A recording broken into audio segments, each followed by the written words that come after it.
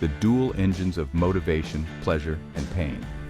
Human behavior is often driven by a simple but powerful dynamic, the pursuit of pleasure and the avoidance of pain.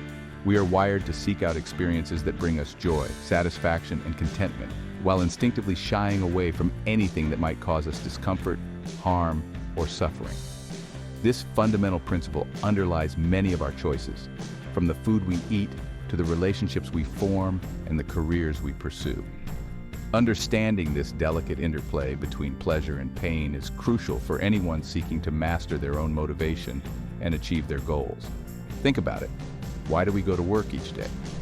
For most, it's not solely for the love of the job itself, but rather for the paycheck at the end of the month. The paycheck, in turn, allows us to pay our bills, put food on the table, and enjoy a certain standard of living. We are motivated, in this case, by the desire to avoid the pain of financial instability, hunger, or homelessness. Similarly, why do we exercise regularly, eat healthily, or engage in other forms of self-care? The answer often lies in our desire to avoid the pain of illness, disease, or premature aging. This inherent drive to minimize pain and maximize pleasure is not inherently good or bad. It's simply a fundamental aspect of the human experience. However, by understanding this dynamic, we can learn to harness its power to our advantage. By strategically aligning our goals with our natural inclinations, we can create systems that incentivize positive behavior and discourage actions that might lead to negative consequences. This understanding forms the foundation of effective goal setting, habit formation, and personal growth. Understanding Skinner's law shaping behavior through reinforcement. The idea that our actions are shaped by their consequences is not new. In the field of psychology, this concept is known as operant conditioning, and one of its pioneers was the renowned psychologist B.F. Skinner. Skinner's work demonstrated that behaviors followed by rewards tend to be repeated, while those followed by punishments are less likely to occur again. This simple yet profound insight, often referred to as Skinner's law, has had a profound impact on our understanding of learning, motivation, and behavior change. Consider the example of training a dog. When the dog performs a desired action, such as sitting on command, it is rewarded with a treat, praise, or a pat on the head. This positive reinforcement increases the likelihood that the dog will repeat the behavior in the future. Conversely, if the dog engages in an undesirable behavior, such as jumping on guests, it might be reprimanded or placed in timeout. This negative reinforcement decreases the likelihood of the unwanted behavior occurring again. While the principles of operant conditioning might seem straightforward when applied to animal training, they are equally relevant to understanding human behavior. We are constantly being conditioned by the consequences of our actions, whether we realize it or not.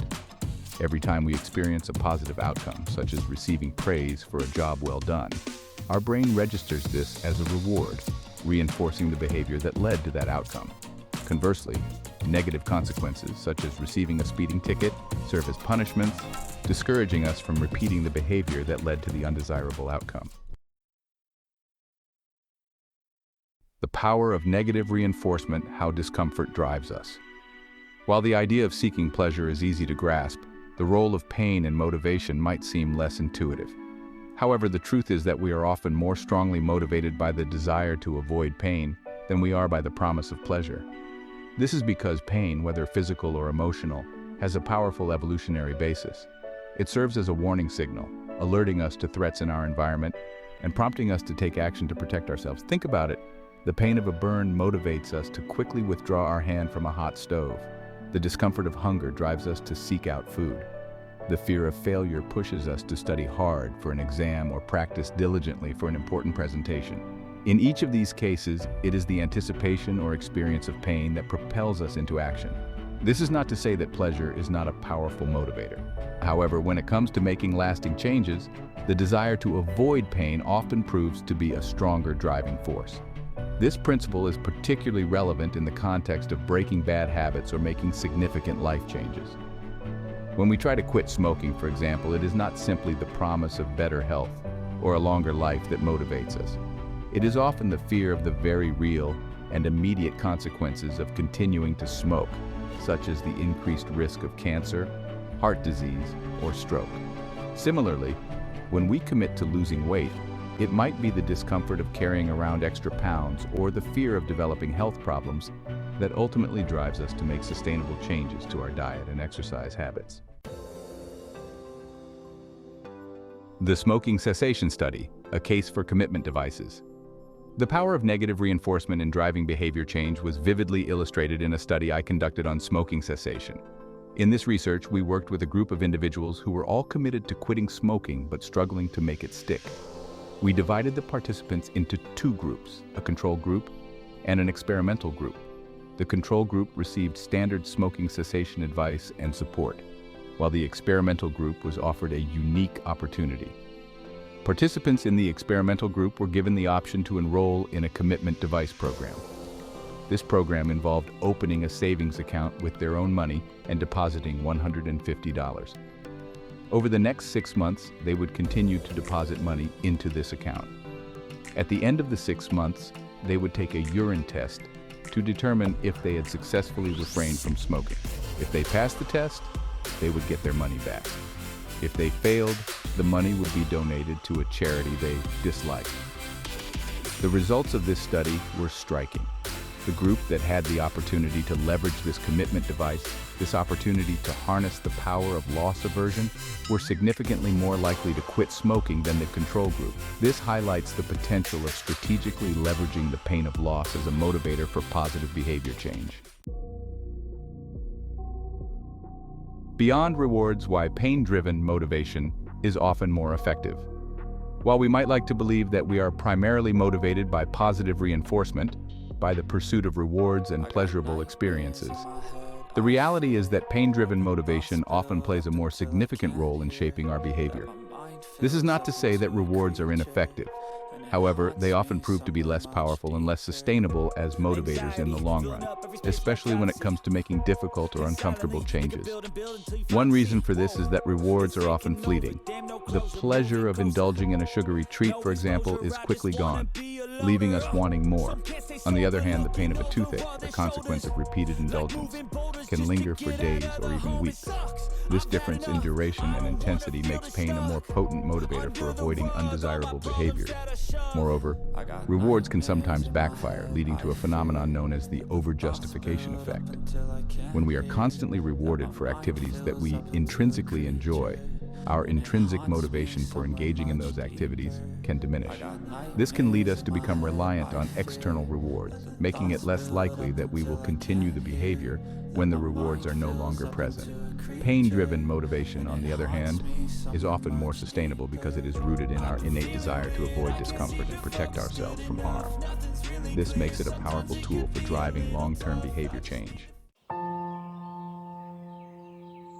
The role of procrastination: avoiding pain, delaying progress. Procrastination, the nemesis of productivity and the bane of many a well-intentioned individual, is a prime example of pain avoidance in action. When we procrastinate, we are essentially choosing the immediate pleasure of avoiding a task that we perceive as unpleasant, difficult, or overwhelming, even if it means facing greater pain or discomfort in the future. Think about the student who puts off studying for an important exam until the last minute. They might experience a temporary sense of relief by choosing to watch TV or scroll through social media instead of hitting the books.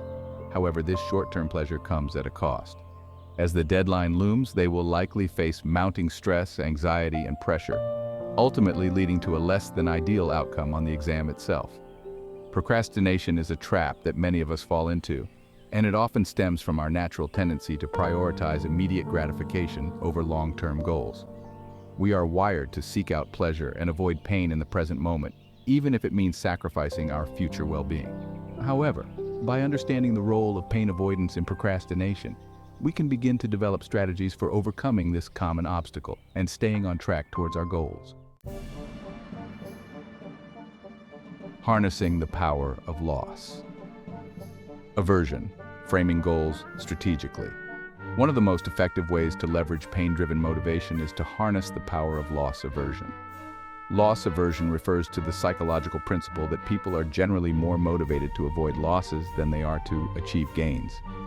In other words, the pain of losing something we already have is often felt more acutely than the pleasure of gaining something new. This principle has profound implications for how we set goals and motivate ourselves. By framing our goals in terms of what we stand to lose rather than what we hope to gain, we can tap into the power of loss aversion and increase our chances of success. For example, instead of focusing on the abstract goal of saving more money, we might find it more motivating to frame it as avoiding the stress and anxiety of credit card debt. Similarly, instead of aiming to eat healthier, we might be more inclined to make sustainable changes to our diet if we focus on reducing our risk of developing heart disease or diabetes. By highlighting the potential losses associated with inaction, we create a sense of urgency and importance around our goals, making it more likely that we will take the necessary steps to achieve them. This is not to say that we should dwell on negativity or fear. Rather, we can use the principle of loss aversion strategically to create a sense of accountability and motivation. Commitment devices, your allies in the battle against temptation. In the battle against procrastination and temptation, commitment devices are our allies. These are tools or techniques that we can use to lock ourselves into our goals, making it more difficult to stray from our desired path. Commitment devices work by increasing the pain or discomfort associated with giving in to temptation, or by enhancing the rewards associated with staying on track. Think of commitment devices as a way to create external accountability and structure around our goals. They provide a safety net, helping us stay committed even when our willpower falters.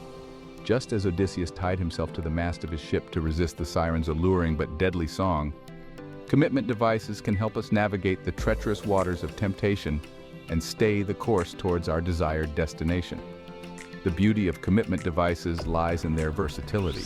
They can take many forms, from simple strategies like scheduling important tasks in our calendar to more elaborate arrangements like joining a support group or enlisting the help of an accountability partner.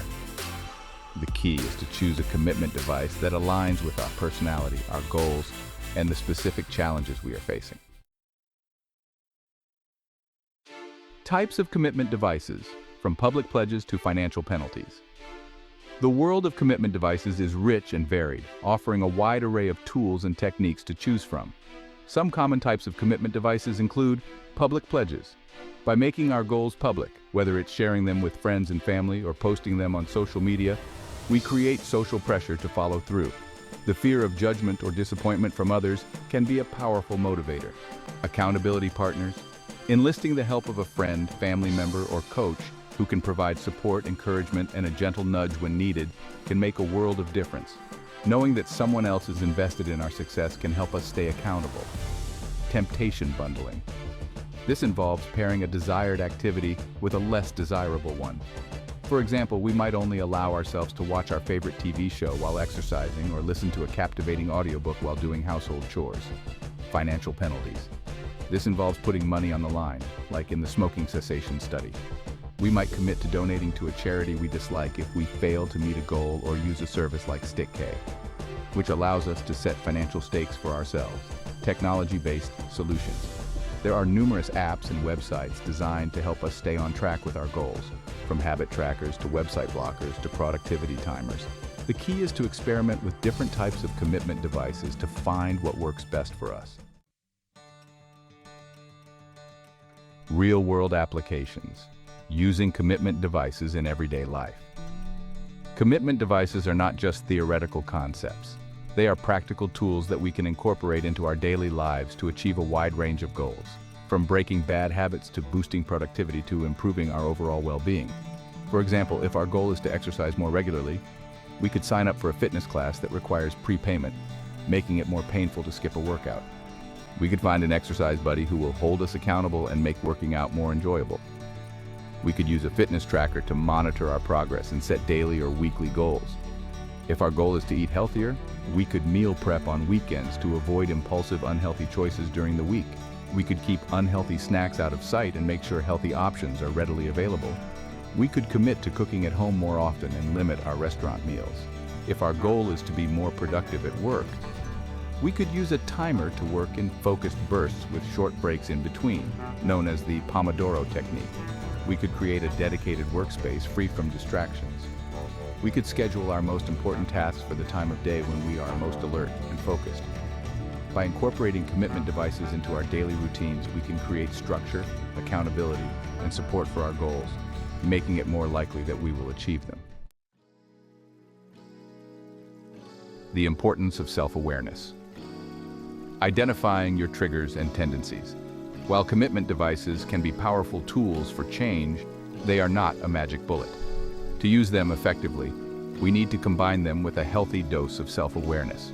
This means taking the time to understand our own motivations, our triggers for procrastination or unhealthy behavior, and our personal tendencies.